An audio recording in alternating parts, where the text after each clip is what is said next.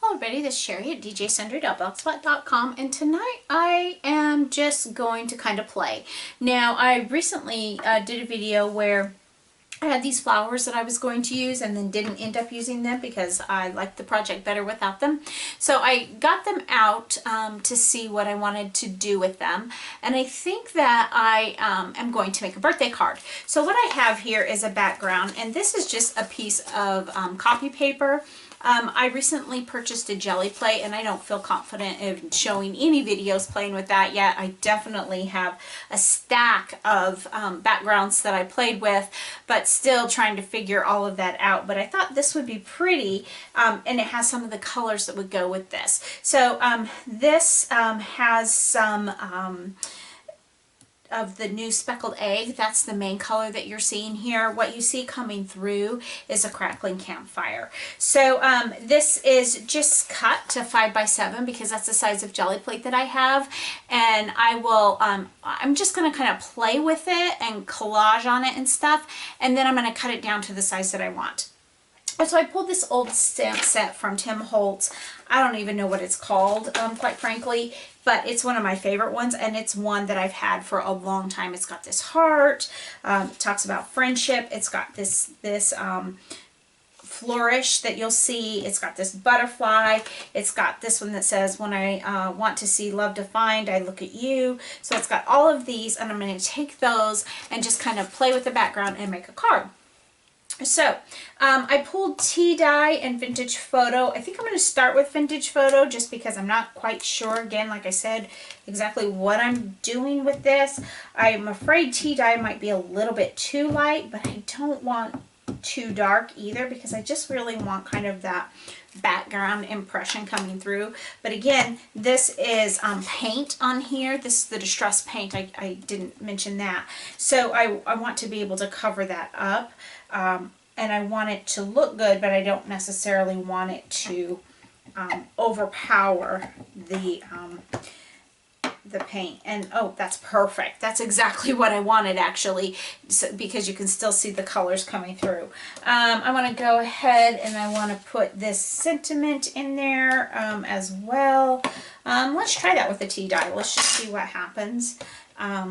Again, kind of no rhyme or reason. I'm just kind of stacking it. Oh, you couldn't even see that one, so we're just going to stamp it again. You won't even know the difference when the piece is done.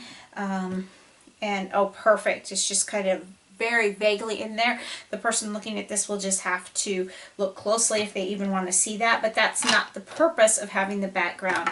Now, I want to get some butterflies in there.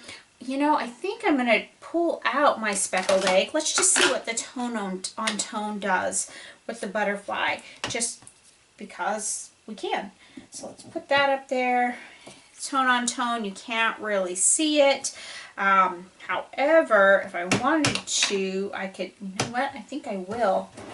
No, I was going to say I could get the glaze and put some on there, but since I didn't use the distress powder, or the powder pocket to knock off the static, that definitely won't work. So the tone on tone doesn't work through that very well. So I'm just going to stamp this off on this piece of paper there. Let's go back to the vintage photo. That seems to be the perfect for the background. We'll put that up over here. Again, I'm not trying to necessarily, they're just background pieces. So let's set those aside, and let's go ahead and cut this to the size of a card so that I can kind of see what I'm doing from here. So I know that I want to cut it for an A2 size card. I typically want that an A2 size card is 4 1/4 by 5 1/2. So I want to come down just a little bit from that. Now I do want to keep just a tad bit of that white showing if I can, although I don't know that I will by the time I'm said and done. We'll just see. I kind of like some of that, a little bit of the white showing through though, so maybe we'll cut it off down here a little bit. These scraps that I'm cutting off, I could definitely use if I choose to later. I'm cutting this down to 5 1/4, and then we'll cut it to 4 inches on this side. to basically do our card. Now this is thin. We're not dealing with cardstock here. Even though the paint, because it's paint, it does give it a little bit more body. It's still thin. And I don't really want to, on my card, I don't want to pop it up because it is so thin. I just think I just don't think I would like that effect. Now what I see is, now that I have cut that to the right size, I'm seeing that I have a lot of empty space up here. So I think what I will do is, actually I think I'm going to take this guy again and maybe go the opposite direction and just see what happens. Again, it's just kind of a hodgepodge. I'm not even stamping completely on the piece. I'm just, oh, I like that a lot. I like the way that looks. So, yes, I'm getting it on my glass mat. It's no big deal. It'll wipe right off. Okay, so I have those coming through. So now I want to make some of the other stuff that I put on pop a little bit more, because that's a pretty stark contrast in color. So this is one of the flowers. I actually have 3 roses here. I'm not sure I'm going to use them all. Let's put that one aside and maybe just try these. Now these are an old Close to My Heart collection, and they have, let's not use that one, they have dies with them as well. And I am almost wondering if I just want one, just like that, just sitting down there. I think I will just put one. Okay, we're just going to use that one. I think this one's just too big for the proportion of the card. I'm not sure what I'm going to do with that one. So let's pull a card base right now. And I'm just going to go with a simple white card to kind of pull out some of that white from the background too. I'm not going to ink around the edges. I'm not going to do anything with it. We're just going to pull that and we're going to put it right on. So again, thinner than the cards that I normally make, because normally I'm using cardstock, but this was just an experiment piece of paper that I was using when I was playing with the new jelly plate. So my husband came down a few minutes ago and asked if I had figured it out yet. He thought I was down here doing that. So I really like that. Just very simple there. So now the other thing that I'm going to do is I'm going to pull this off, because I did pull a birthday sentiment. This is an old Close to My Heart set as well. It's called Birthday Sparkles Occasions. Now, you have to understand that most of my Close to My Heart sets are expired or old. I don't know that I have anything current, because I haven't bought a Close to My Heart stamp since probably 2017 and maybe 2018. It's been a long time. So this one is going to say happy birthday to you. I want to stamp it before I actually adhere my rose, but I need to kind of get an idea of where it's going. And the reason I do is because that rose has a little bit of dimension, because it is stacked on 3 die cuts. And so I want to make sure that my stamp is even. So I'm just going to stamp it right about there and pull that up. Boy, I didn't get that straight. All right, I don't like that because it is definitely not straight. So we are going to cover it up. How are we going to do that? Okay, so we are back. I've actually cut quite a bit out of the video because I made a grand mess of things.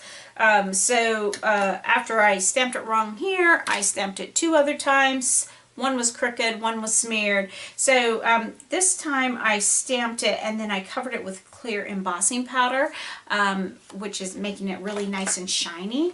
And thinking about it now, if I had thought about it before, what I would have done is I would have maybe used a die, but I stamped it so close to the edge that I can't use a die now. But I could have done a hexagon shape or a circle or something and just given it some more interest. But this is just fine, just like this. So this piece is another piece that I had that, isn't that pretty? That's a happy little mistake. It's a piece that I had that was also from when I was playing with the jelly plates, but it also has a lot of crackling campfire. In fact, the crackling campfire is the dominant here versus the speckled egg, so it's kind of the reverse of this piece. So I think that's really pretty. I thought about popping that up on foam tape, but I'm not going to. I think I want it to be flat, and we'll just let the dimension, actually I'm going to put a little bit more. I think we're going to let the dimension just come from the rose itself. So we'll just put that there, and I really like that already. So kind of a rustic, simple card, but so pretty. And it's making me kind of want to rethink these flowers here. And I may go ahead and put 2 of them on there. I don't know. Let's see. Let's just try one and see kind of what it does with the leaves when I get the leaves in there. I may decide that I don't really need. Nope, I think one's going to do just fine. Just like that. So I'm going to just move that aside. I'm going to pull out my Gina K Connect glue because I think that that is going to give us the best adhesion for this thick card die cut. And I'm going to put that like that, just like so. Adhere that down. I mentioned in a previous video that I've found myself using this a lot. In fact, I have it sitting in my cart for the next time I place an order because I really think it's probably, at least right now, my favorite glue. I like that it dries very quickly. It reminds me of Scotch quick dry in that respect. But I like the fine tip, and I feel like it's easier to use, and I can tell this poor tube is starting to get low. In the last video I used it was clogged, but I can tell that it's starting to get low a little bit, and that makes me sad because I wasn't planning on placing an order right away, so I may be placing it sooner than I thought because it really does do a great job at adhering down. I just really, really like it. It gives you a little bit of wiggle time, but as you can see, it's already down as far as the leaves go. I couldn't move that around much. So we have that one. Now I could put this little, yep, I think I will. I'm going to put that little guy right up there. And let's get a little bit of this glue out. I don't think that this card is going to be too thick that it requires extra postage, but that is one thing that when you're adding dimension to cards you need to be aware of, because sometimes these cards do cost a little bit more. I really like watching the mail art that Christina Werner does, and she's kind of got me where I want to purchase specialty stamps, and so I just did that tonight actually. Went online and ordered some stamps that aren't here, but by the time I'm ready to mail this card they should be, that will be really pretty to go with it. I want this one to go this way because I just feel like it's just something fun. So, oh, I don't like that. Good thing we have a little bit of give. I don't like the way that those were coming out of there. So let's shift that a little bit. Kind of need some more glue. That's a little bit better. Okay. Alright, so I think what I'm going to do now is I'm going to let that dry, and I'm going to pull out some sequins. And add some sequins because I think that'll be just what I need to finish it off. So let's pull these guys out. Let's find some and kind of decide where we're going to put them, if we're going to put them. That's pretty there. Put a couple.